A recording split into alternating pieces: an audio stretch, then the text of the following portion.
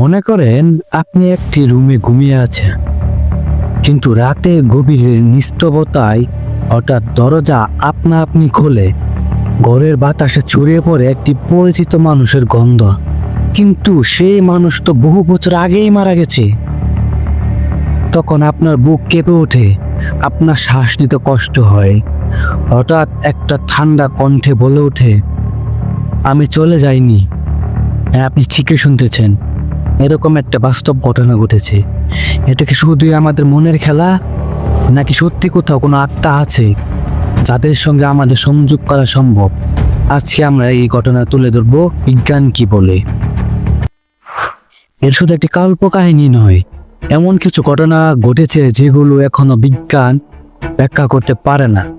আজ আমরা জানবো পৃথিবীর নানা জায়গা থাকলে মানুষের এক অদ্ভুত অভিজ্ঞতার গল্প।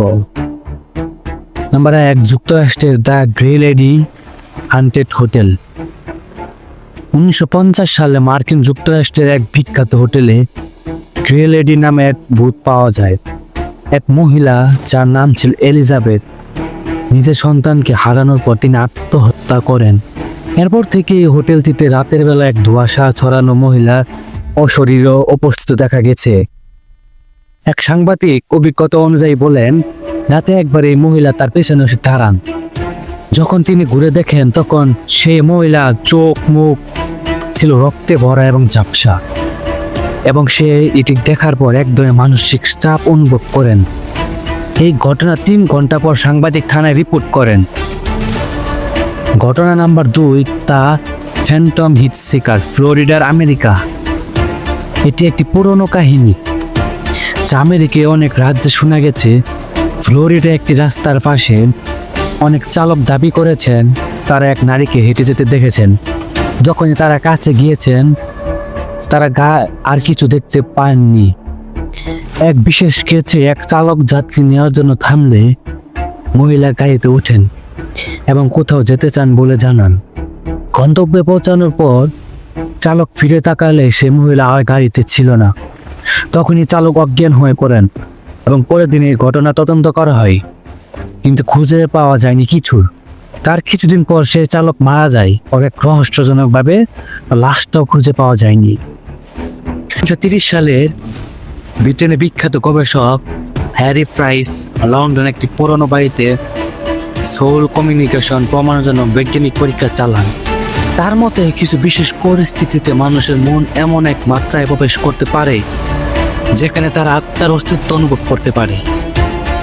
তার মধ্যে আরও একটি উল্লেখযোগ্য ঘটনা হলো ডক্টর এলিজাবেথ কুবলার রস, সুইজারল্যান্ডের একজন সাইকিয়াট্রিস্ট, মৃত প্রজাতিদের রোগী উপর গবেষণা করে বলেন, অনেক রোগী মৃত্যুর আগে অদৃশ্য কোনো ব্যক্তির সাথে কথা বলেন যাদের সাথে তারা আগে কখনো কথা বলেনি। তাহলে এত শত গল্প এবং অভিজ্ঞতার পর বিজ্ঞান কি বলছে? বিজ্ঞানীরা বলছেন এটা সবই আমাদের মস্তিষ্কের খেলা অথবা হ্যালুসিনেশন।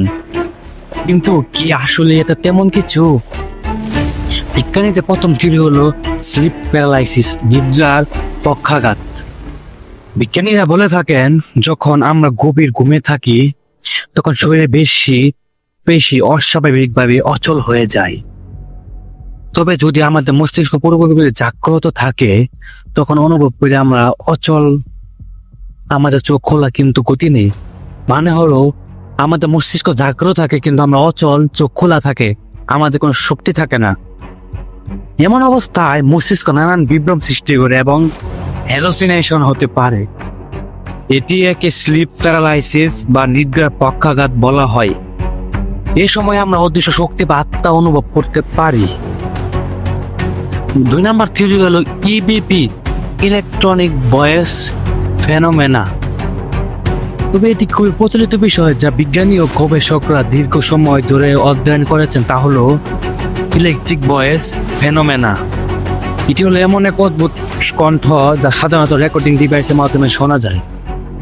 যদিও বিজ্ঞানীরা বলে থাকেন এসব শব্দ কখনো কখনো ত্রুটিপূর্ণ যান্ত্রিক সিগন্যাল হতে পারে, তবে কিছু গবেষক দাবি করেছেন এটা অদৃশ্য শক্তির বা আত্মার আওয়াজ হতে পারে। 3 নম্বর থিওরি হলো কোয়ান্টাম ফিজিক্স বা প্যারালাল ইউনিভার্স। এখন চলুন আরো গভীরে যাই।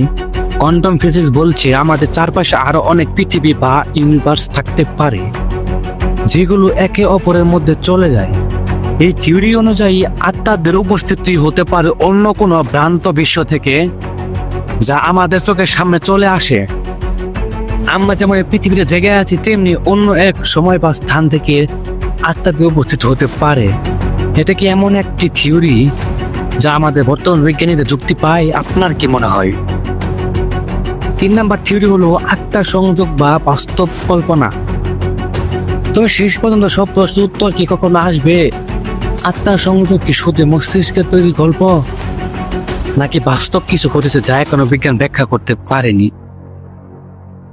এমনকি প্রাচীন সভ্যতাগুলোতে আত্মাদের সঙ্গে যোগাযোগের কথা বলা হতো, যারা পরলোক থেকে ফিরে আসতে এবং জীবিত মানুষদের সাহায্য করত। এমন বিশ্বাস ও আধুনিক বিজ্ঞানের পরীক্ষায় অজানা যে প্রতিদিন জীবনে যদি কখনো এমন কিছু অনুভব করেন, আমরা কি জানি এটি সত্যি কোনো মস্তিষ্কের ভুল নাকি অদৃশ্য কোনো শক্তি? আপনার কি মনে হয়, এটি সত্যি আমরা আত্মাদের সাথে কখনো যোগাযোগ করতে পারবো? আপনার মতামত কমেন্টে জানান। ধন্যবাদ।